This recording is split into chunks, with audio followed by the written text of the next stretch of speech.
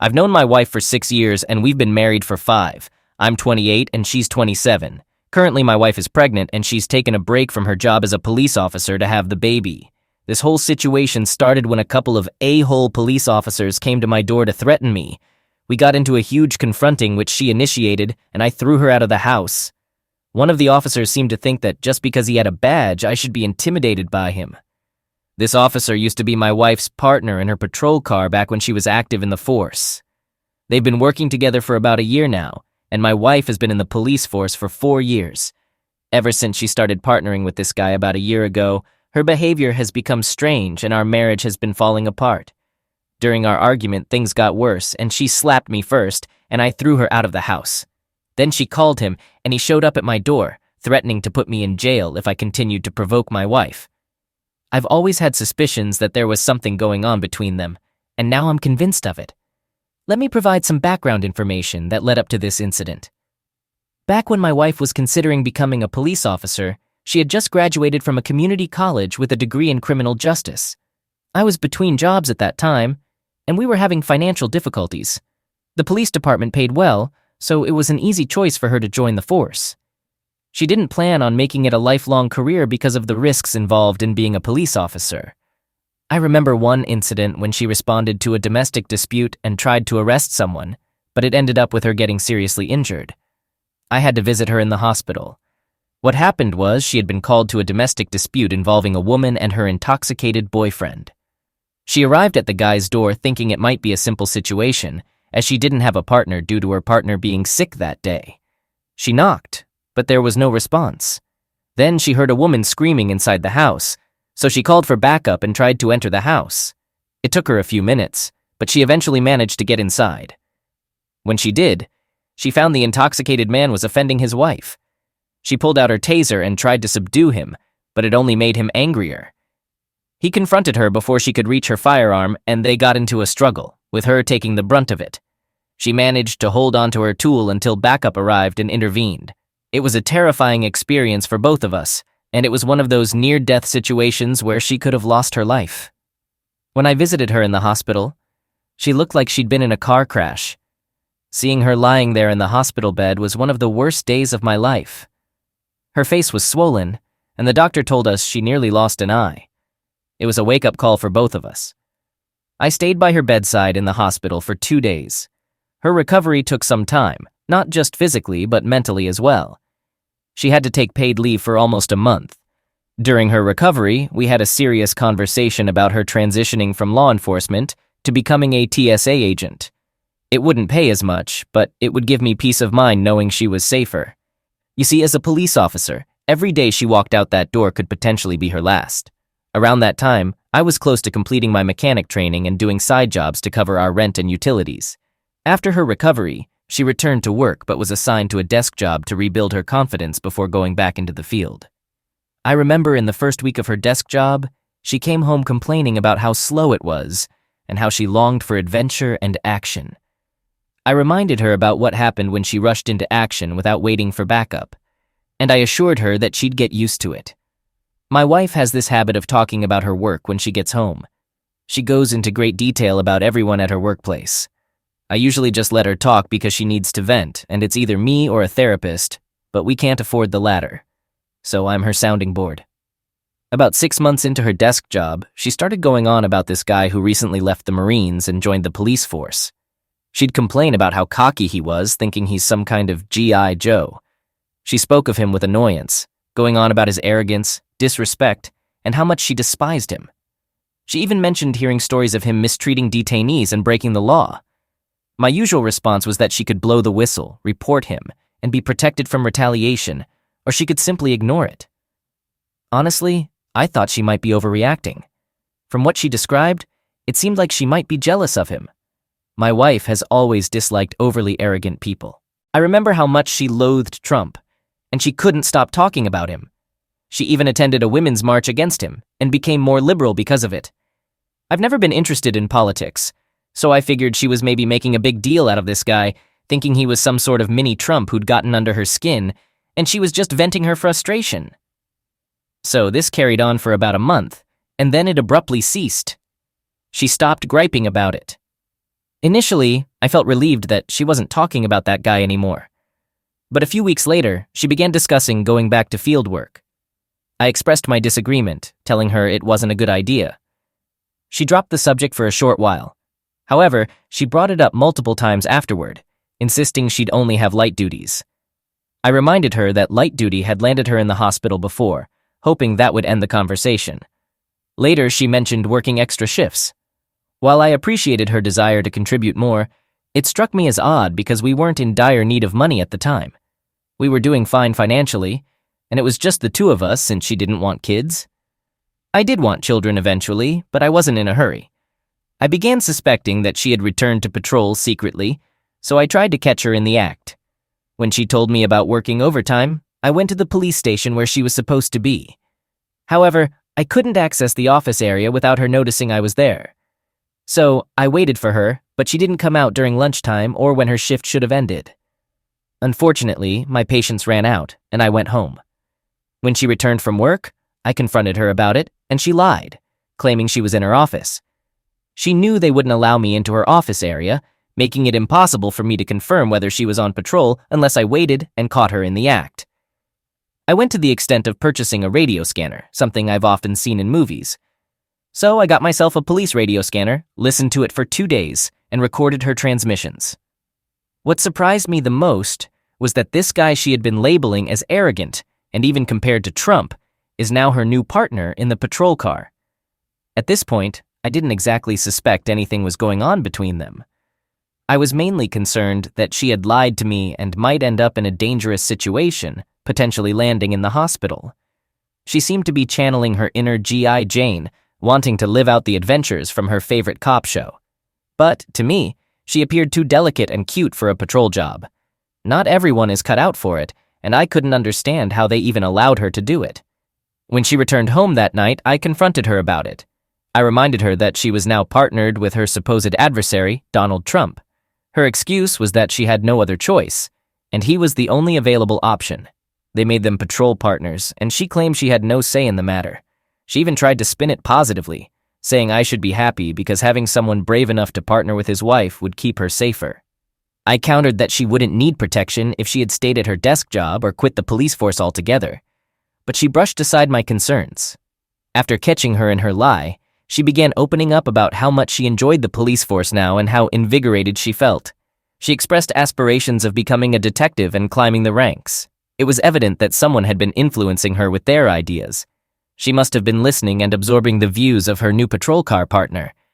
And now she was starting to sound more like him. I should have seen this as a red flag, but I chose to ignore it because I trusted my wife. I gradually noticed my wife transforming into someone unrecognizable. Her conversations changed, and the way she talked to me was no longer the same. Her work hours became erratic, and our planned quality time together was now contingent on when her patrol partner decided to work overtime. She'd sometimes abruptly alter our plans to join him on patrol. I pointed out that this wasn't the military and they weren't in a battle, so she couldn't just cancel our time together for her work partner regardless of his profession.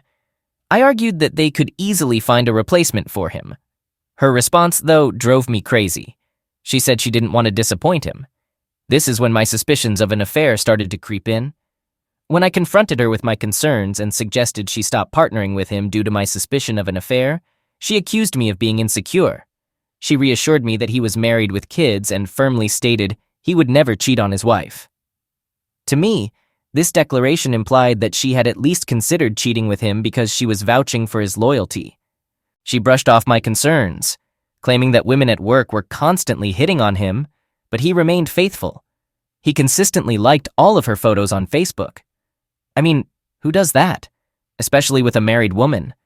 I confronted her about it, and all she said was that he was just her work partner. From that point on, our marriage was in trouble. I started to resent my wife because she refused to stop working with this guy, and it seemed like she didn't care about how uncomfortable it made me feel. Even when I pressed her on it, she claimed she had stopped. But when I checked with people at her job, they confirmed that he was still her patrol partner. At some stage, she mentioned that she wanted a break from the police force to have kids, and that she'd stop taking her birth control. I didn't find it suspicious at the time, maybe because her partner had kids, and she wanted to follow suit. Plus, I wanted kids too. About a month later, she became pregnant. A little over 3 months after that, I landed a high-paying job as a field technician. Essentially, I worked for a medical equipment service company, and the pay was too good to pass up. I ended up traveling 3 days a week for work. At this point, my wife was about 4 months pregnant and taking some time off work. I found it odd that she stayed home all day without doing much, but I didn't dwell on it too much. After a 3-day business trip, I returned home one day, and my neighbor, whom I was friendly with because I had done some free car repairs for him several times before, informed me that a police officer had visited my house 3 days in a row and stayed there for hours. At that time, my wife wasn't working. She was taking some time off. So there was no legitimate reason for a police car to be parked outside our house. When my wife came home, I confronted her about it. Initially, she denied it, but when I mentioned that the neighbors had seen him, she changed her tune. She started explaining that I was away and she needed some company, insisting that it was just an innocent visit. I pointed out that she could have called any of her friends for company, so why him? She accused me of blowing this out of proportion, saying I was insecure. I countered by telling her that if she hadn't acted suspiciously, I wouldn't be feeling insecure. Then, things escalated. She slapped me twice in the face and attempted to do it a third time before I grabbed her hand to prevent her from offending me. She was 5 months pregnant at this point, so I made sure not to use excessive force. Her reaction didn't surprise me because she had been physically aggressive with me a few times in the past, although that had happened years ago. From my experience, she tended to get aggressive when she was at fault or losing an argument. I wrapped both of her hands, turned her around, lifted her, and carried her towards the exit door while she struggled to break free. She was screaming and hurling insults at me, desperate to escape my grip as I escorted her out of the house. I knew the neighbors must have heard the commotion, but I wasn't going to let her stay in the house that night. I gently placed her outside the front door and swiftly locked it behind her before she could regain her footing. She attempted to force the door open, but failed. Seems she went to my neighbor and borrowed a phone. Interestingly, guess who she decided to call? She didn't contact the police, her family, or her friends. Instead, she called that jerk of a patrol partner she had. He showed up at my door with full police authority, tool drawn and all, accompanied by a colleague. The partner seemed to be the more reasonable one among them. They accused me of various things, but fortunately, I had scars from her offense, and I had taken photos to prove that she was the aggressor. He seemed ready to use lethal force on me, perhaps to clear the path for his extracurricular activities with my wife. She had already fabricated a story, claiming that I had initiated the fight, but she lacked evidence. I had the scars to substantiate my side of the story, yet I still ended up in handcuffs and treated like a criminal in my own home. Then I was asked to vacate my own house, at least for that night. I spent the night at my neighbor's place, still shaken by the rough treatment I had endured. I've decided that I'm definitely going to file a lawsuit, and you won't believe it, he even falsified the domestic incident report. The next morning, I returned to my house. My wife seemed to have come to her senses and was apologizing for what had happened, including her offending me and lying about who had initiated the fight, even though her lies almost ruined me. I explained that it's best for us to separate, at least until she gives birth to the baby. I told her I was leaving, and she expressed concern about who would support her until she could return to work. I suggested that she lean on the lover she had called the day before for support. I moved out of the house the following day, but I told her I'd continue to pay half of the lease since my name is on it. However, I couldn't stay there as a man, knowing that she's involved with another man. She can deny it all she wants, but the truth is crystal clear. Update. 2 days after I separated from my wife, she kept calling me, asking me to return home. I explained that I was out of town for work, and it was best for us to remain separated until the baby is born. My plan was to retrieve my belongings after finishing my current field assignment. During this time, I still answered her phone calls, and we maintained a speaking relationship. We discussed her affair on the phone, but she never admitted to having one. She became angry whenever I brought it up, insisting that she hadn't cheated on me. I lacked concrete evidence to prove her affair, only having my suspicions. She managed to turn our family and friends against me. She proactively presented her case to my parents, claiming that I was abandoning her and spreading lies about her. Consequently, my parents took her side because they wanted to be grandparents. When I shared my suspicions and the fact that she involved her lover in detaining me and kicking me out of my own house, They disregarded it entirely. Then I received a threatening call from her dad. We had never gotten along, so I hung up on him as I'd never liked him, and it seemed the feeling was mutual. We share 3 close mutual friends, and she reached out to them first, crying and emphasizing that she was a pregnant woman. This led them to sympathize with her. Everyone seemed to dismiss my concerns about her affair, believing I was lying, and that she wasn't capable of such actions. I've already spoken to my lawyer to explore my legal options against the police department for the illegal detainment and eviction from my house, despite being the victim. The police officer also filed a false police report against me. Over the next 2 weeks, we had numerous phone conversations, attempting to resolve our issues. She successfully garnered support from everyone, including my parents. I lacked any concrete evidence of her having an affair. All I had were my suspicions. At times, I even began doubting myself. During our separation, my neighbor kept an eye on my wife when he was at home. He mentioned that he never saw a police car around, and my wife rarely left the house except for groceries. I started thinking that maybe I was wrong in accusing her of infidelity. Around a month after our separation, my wife was about 6 months pregnant. We reconciled, and I moved back in with her. It felt like nothing had happened, almost like the good old days. She made every effort to ensure that I didn't suspect anything. However, I wasn't home 100% of the time due to work commitments.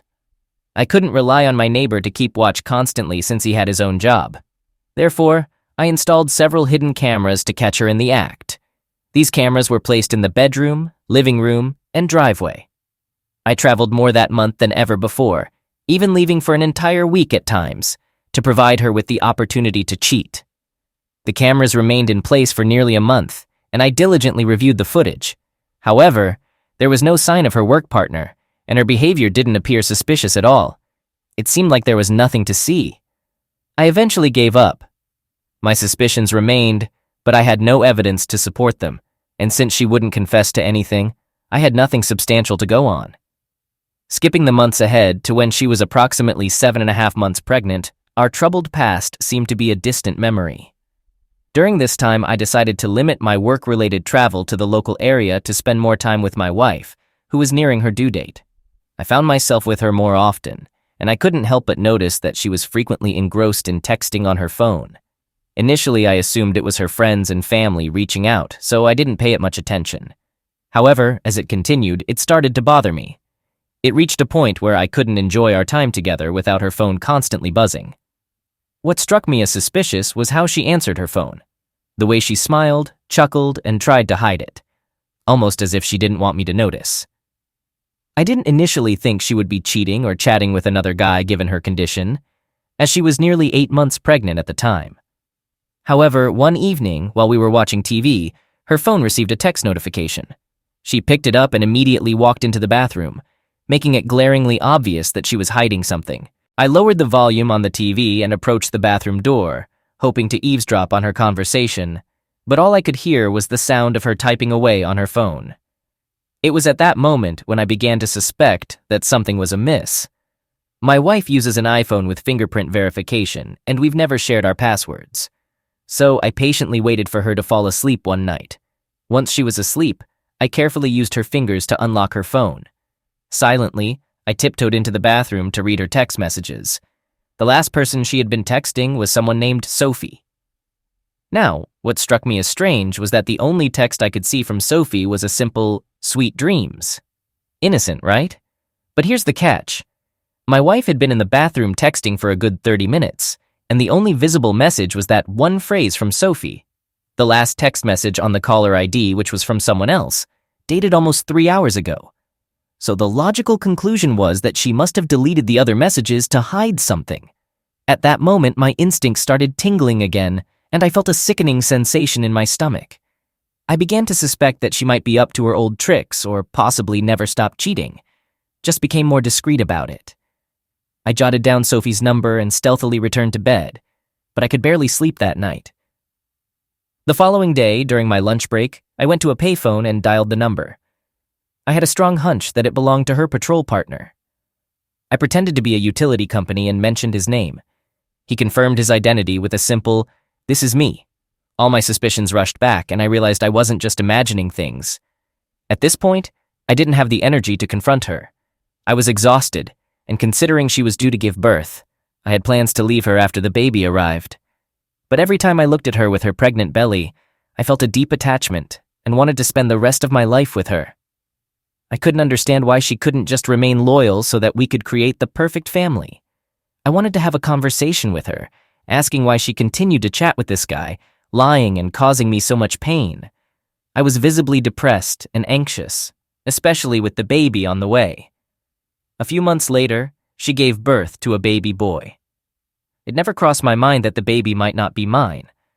I thought he looked more like her, but at that age, it's tough to tell. Anyone's guess, really. After she was discharged from the hospital, I waited a few days before confronting her about the text messages. She claimed it was just a female friend of hers. But then I told her I had called the number, and her patrol partner had answered. She denied it, so I suggested we open the text and dial the number on speakerphone. She refused, and that was the final straw for me. I expressed my frustration and told her I was moving out again. She pleaded with me, finally admitting that it was her co-worker. She explained she'd hidden his number because he kept texting her, and she didn't want to seem ungrateful by ignoring him. She knew I'd be upset if I found out, which is why she'd used a fake name. I insisted that she quit her job as a police officer and find another one, and she agreed. I also asked her to block his number and cut off contact with him, which she did right in front of me.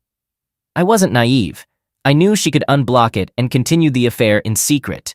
But it seemed like she was trying to make things right and keep me from leaving. Things went smoothly with no major issues. Both our families came to celebrate the arrival of the baby. We even started looking for houses to buy because we were renting at the time. I began traveling more for work to save money for a down payment. With a baby and an unemployed wife, it wasn't exactly cheap. I was excited to be a new father. My wife wanted to take some time off work to spend with the baby, and I agreed. I preferred her looking after the baby rather than sending him to daycare or hiring a babysitter, at least until he got a bit older. Moving ahead a few months during my field assignments, I noticed something unsettling. There were times when I called her, but she wouldn't answer or return my calls. Even in the evenings when she should have been home, she wouldn't pick up her phone. It struck me as odd because she was not working, and her primary responsibility was taking care of our baby. When I discussed this with my neighbor, he informed me that my wife often spent most nights away from home when I was gone. I began to suspect she might be up to something, and I knew she wouldn't confess unless I had concrete evidence. So, when I returned home that week, I decided to take action. I purchased a GPS device and discreetly installed it in her car. My intention was to find out where she was taking our child when I was away and why she was ignoring my calls for extended periods, as well as her unexplained absences. I spoke to my boss and requested local assignments for the rest of the month to allow me to monitor the GPS closely. To cover my intentions, I told my wife that I would be traveling out of state so I could secretly follow her wherever she went when I wasn't home. Lo and behold, on the same day that I pretended to be heading out of state, that evening she drove to an unfamiliar apartment complex. It had a gated entrance, and I couldn't enter until another car opened the gate. Once inside, I parked my car a few spaces away from hers. She had already left her vehicle and entered one of the units in the apartment building. I hadn't witnessed which specific unit she entered, so I patiently waited outside. To test her honesty, I devised a plan. I decided to call her and ask about her whereabouts. I phoned her while she was inside the apartment, but she didn't answer. However, about 30 minutes later, she returned the call. I inquired why it had taken her so long to answer, and she claimed she had been tending to the baby. I pointed out that there was a lot of background noise and casually asked if she was at home, all in an attempt to see if she would be truthful. She responded by insisting that she was indeed at home. I then informed her that I was currently at the airport. My work had wrapped up earlier than expected, and I'd be home in about an hour. She was taken aback and stumbled over her words. I asked what was troubling her, and she struggled to explain, saying she wasn't prepared for my early return and needed to tidy up and get things ready. Perplexed, I questioned what she meant by preparing things. Her responses only added to her confusion, and it became evident that she had been caught. She abruptly ended the call, promising to get back to me once my flight landed. Roughly 10 minutes later, I observed her hastily leaving the apartment. In one hand, she carried the baby swing, and in the other, my baby bag. But who was behind her, carrying the baby as though he were the father? She opened the SUV's trunk, and her patrol partner stood right behind her. Clearly, she hadn't maintained no contact and hadn't blocked his number. He held the baby as if he were its father. This man had his own family with 3 children and a suburban home with them. It seemed they'd rented an apartment just to rendezvous. Nevertheless, my suspicions deepened. The way he carried the baby suggested that I might not be the father. I couldn't restrain myself. I immediately exited my car and confronted them. They both looked stunned to see me there. I informed her that there was no need for her to return home, that I had caught them red-handed and they could stay in their little apartment. She didn't offer an apology or any explanation. Instead, she hurried into her car, knowing they'd been exposed, and they sped out of the apartment parking lot. I promptly got into my car and called her father, informing him of the incident. I told him to his face that his daughter was promiscuous, just as I had predicted. I expressed my doubts about the child's paternity and my intent to get a DNA test. I let him know that the baby likely belonged to a man who was already married with 3 children. I'll admit I lost my composure, but I don't regret it. This woman has been toying with me for years, constantly lying and manipulating. I've exposed them and flushed them out of their hiding spot like rats. If she didn't want to be with me, why didn't she just leave me alone during our separation? Why manipulate me and everyone around me to reconcile? When I returned home, she wasn't there, as expected. The next day, she called me in tears, insisting she hadn't done anything wrong. She said she needed to return home because of the baby, citing that baby supplies like food, bottles, and clothes were at the house. She claimed to feel restless, and the baby had been crying. I told her she was free to come back, but I was leaving because I had doubts about the baby's paternity and was pursuing a divorce for good this time. She insisted the baby was mine, warning that I'd regret denying it. I countered that we needed a DNA test to confirm paternity, highlighting that she obviously hadn't blocked her former patrol partner, making it impossible for me to believe there was nothing between them. She returned home with one of her female friends, apparently fearing my reaction. She knew bringing her former patrol partner would only escalate things. That day, I ordered a DNA kit online and had it overnighted. I refused to speak to her because I was emotionally invested. I'd provided everything for this baby, so I knew I might become emotional and tearful if I tried to communicate. It was challenging for me to accept the possibility that the child might not be mine. When the DNA test kit arrived, I struggled to find an opportunity to get a swab from the baby, as my wife was always with them. Her friend had left by then because she realized I wasn't a threat. It took until the 3rd day for us to start talking, and I initiated the conversation solely to gain her consent to hold the baby, even if it was just for one last time. I truly cared for the child and wanted to be a father. At the time, I wished the baby was mine, and I hoped the DNA test would confirm it. I eventually managed to discreetly collect a genetic sample and sent it for testing without my wife's knowledge. When the results came in, I was working in another part of the city. I had the chance to view the results online, and regrettably, it indicated that the baby wasn't mine. I shared the results with my parents, partly to show them they had been wrong to doubt me, but deep down, I wished I had been mistaken. I also sent the results to her father as a reminder that his daughter had behaved poorly. My wife was the last to receive the results, and she didn't receive them from me. After all she had put me through, she must have suspected the truth. We didn't have any joint property, so the divorce shouldn't be drawn out. According to the law, I'm considered the presumed father because I was married to the child's mother when the baby was born. I'll need to go through the courts to end the legal parent-child relationship, support obligations, and terminate the marriage. I've contacted a divorce lawyer to ensure the process with my wife is initiated as swiftly as possible. Update. It's been 14 months since I divorced my unfaithful wife, and a lot has occurred during that time. I decided to leave the city where I grew up because I was constantly being chased by the police. I had filed complaints twice, sued them twice, and won one case, but the stalking persisted. So, I chose to move out of town. I often travel for work, and I wanted to reside in the countryside since I enjoy hunting and camping. Since I'm away for work half the time, my exact location doesn't matter much to me. Additionally, I purchased acres of land for hunting and camping during my downtime when I'm not traveling for work. What unfolded after my wife was served divorce papers at our home while I was out of town was utter chaos.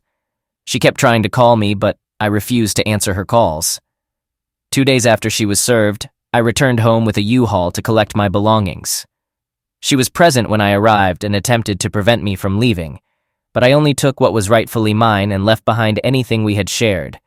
She understood that I was finished with the marriage, and everyone now knew her true character.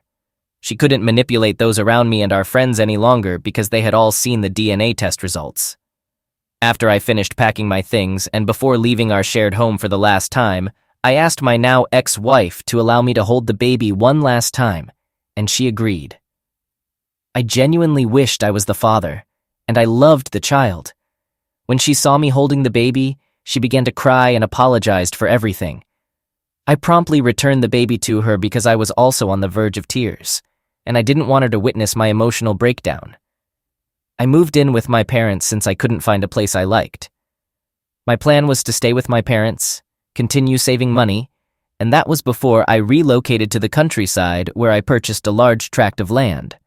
This land even has its own small lake, offering me the opportunity to hunt and camp on my property when I'm not traveling the country for work. I spend most of my time on the road, embracing a nomadic lifestyle. However, when I return home, I find solace in the peaceful place I can truly call my own. I still can't help but feel that the only people suffering through all of this are me, my ex-wife, and the innocent baby, while her affair partner seems to escape unscathed. Even though I can't say with certainty that he's the baby's father, all the circumstantial evidence points in his direction. They've been working together for over a year, seeing each other for almost 2 years, and the neighbor even caught him coming to my house, presumably to be with my wife. They got exposed, and he even rented an apartment to meet up with my wife. I gathered all the evidence, including the DNA result, to expose him. I wanted to send it to his wife, so I subscribed to a paid service to locate where he lived and identify his wife. I found his home in the suburbs, waited until I was sure he had left for work, and his wife was home. And then I delivered the package. Then one evening, while returning from a friend's house, I got pulled over by a cop. I wasn't speeding or breaking any laws, so I was curious about why he stopped me. I initially thought it might have been my ex-wife's affair partner, but it turned out to be someone I hadn't seen before. I hadn't been stopped by a cop in years, so this felt very random to me. He claimed I was going 10 miles above the speed limit, and I disputed his claim. Nevertheless, he gave me a ticket, saying I should appear in court, etc. Well, if you're familiar with the court system, you know that disputing a ticket can end up costing more, so I chose to accept the ticket and attend defensive driving to remove it from my record. It seemed like a minor annoyance in the grand scheme of things. Less than a week after I got the first speeding ticket, I received another one for speeding, even though I knew I wasn't actually speeding. It felt more like a police chase targeting me. This time, I lost my patience because it seemed like the police were intentionally provoking me. First, they asked for my license and registration, then started asking absurd questions like whether I had a warrant or had stolen the car, even though they had already checked my ID and found nothing. When I called their questions stupid, they got angry and ordered me to exit the car. I refused and requested to speak with their supervisor, stating that I hadn't done anything wrong. They called for backup, forcibly pulled me out of the car and handcuffed me. I ended up with injuries like lacerations on my hands, a cut lip, and back pain from the rough treatment. I spent the night in jail, and my parents had to bail me out. They understood the situation perfectly and supported me in filing a complaint against the arresting officers. My ex-wife's affair partner was clever enough to let others do his dirty work. My parents believed it was too risky for me to stay in that town, especially since the police seemed to be targeting me. I wanted to move to the countryside because this police here are out to get me, literally. I was fortunate that they didn't plant any illegal items in my car, as that could have led to imprisonment, job loss, and a loss of freedom. I wasn't willing to jeopardize my livelihood for someone with a badge who seemed to be playing cop. I filed a lawsuit against my ex-wife's affair partner for filing a false police report and sued the 2 officers who arrested me for unlawful arrest, which resulted in false imprisonment. Since this is a civil litigation compensation claim, the burden of proof is on me. So I need to provide evidence that supports my claims based on the balance of probabilities. I have proof that the arresting officer during my domestic issues case was my ex-wife's former work partner, evidence that I was the one who was wronged, not her, and records showing she didn't call the police but called him. Additionally, I have evidence of the ongoing affair between the officer and my ex-wife and proof that the child isn't biologically mine. I was fortunate to win a settlement in that case, and the judgment was ruled in my favor against my wife's affair partner. Although the recent false imprisonment case was dismissed, I planned to take it back to court. I returned to the police department and filed a complaint against my wife's affair partner using the civil judgment. The latest I heard was that he faced disciplinary action, which will be on his record. I'm not entirely sure about the details of the disciplinary action, but at least it's something that will stay with him. The last I heard, my ex-wife's affair partner had separated from his wife. She must have figured out that he was a cheating scoundrel and decided to get rid of him for good. This might explain why he's directing his anger towards me. I haven't been in touch with my ex-wife since then, but mutual friends have informed me that she's back working as a police officer and living with the affair partner in the same apartment where I caught them. Over the past few months, I've started dating again, mostly through online dating. I usually plan my trips a week in advance, so I arrange online dates before I arrive in a new city. I've met women in various cities, and some of them seem like potential life partners. However, I haven't seriously considered getting married again. After being deceived and gaslighted for so many years, I feel like I've wasted a significant part of my life.